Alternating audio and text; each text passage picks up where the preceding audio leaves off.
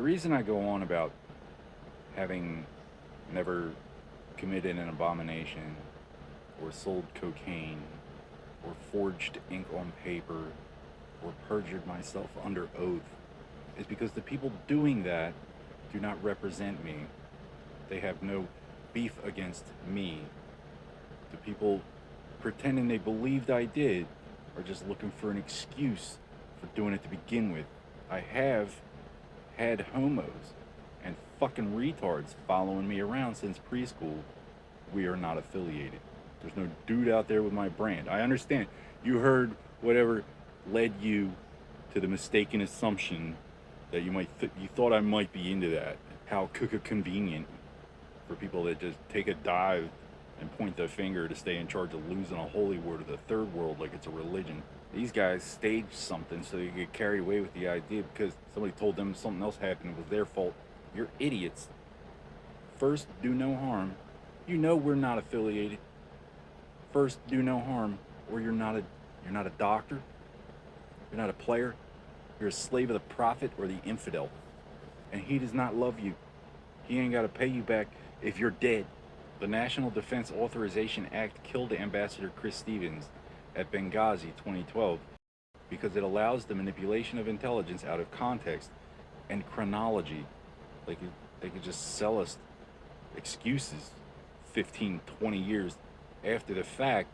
It would just leave us to try and figure out, like, make some excuse to tell people depiction of the prophet. Okay. In 2014, a doctor ripped off the insurance company. In 2015, I noticed the collections was trying to kill me. I tried to subpoena the hospital, but they got to the lawyer, so I looked into it. It's not like I just ran away. I just dropped what I was doing. I borrowed everything I could get my hands on. I took everything I owned of value to try and sort out whatever misunderstanding with this cartel. I've never sold cocaine. People knew I was leaving. I was like, yeah, I'm gonna have to go look into something I gotta do. But I've got homos and fucking retards bowing down to their third world daddies, act like they know every goddamn thing. Don't say anything to his face. It's vitally important that we get away with it. You're a threat to national security. Call that a religion? What's your vendetta? Christians, Jews, Buddhists, we have judges. Don't just sail around the world, act like, oh, well, these people are evil. First, I shall do no harm. And then, we already have a religion, a government.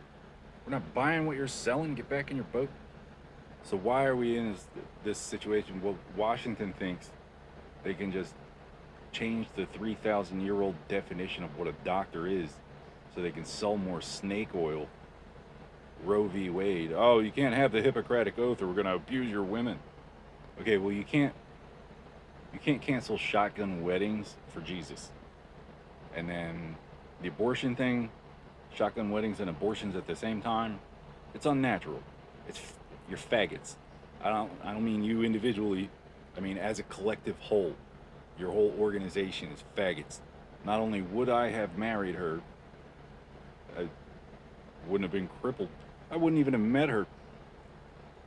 You just make up circumstantial evidence to act like you got away with embezzling from the Federal Depositors Insurance Company. I ain't got to pay for that. I'm a trained killer. I'll go to work for them right now. My bag's been packed for 8 years. There's a clause in the original Cavalry Charter, pre-General Custer, that the Treasury remains solvent or we ride anyway. It's just another, like, it's not free. We get paid in silver, but it ain't up to you. Oh, he's a bad guy. I'd have been married freshman year if that was, if it wasn't frowned upon by the guys who banned abortion and shotgun weddings at the same time. Like, just want more fatherless kids running around so you can bamboozle them into a school shooting. He's a bad guy. Cancel IQ testing and let a bunch of retards call us crazy. Sigmund Freud went into exile just in time for the Holocaust for shoving grams of cocaine up little girls' noses with his boyfriends, and he's your fucking favorite. Why were we under such pressure in the Banana Wars? Well, we were competing with the Ottoman Empire. Saudi Arabia was founded 6 years after the fall of the Ottoman Empire, like World War One never happened. I happen to know a thing or two about a thing or two.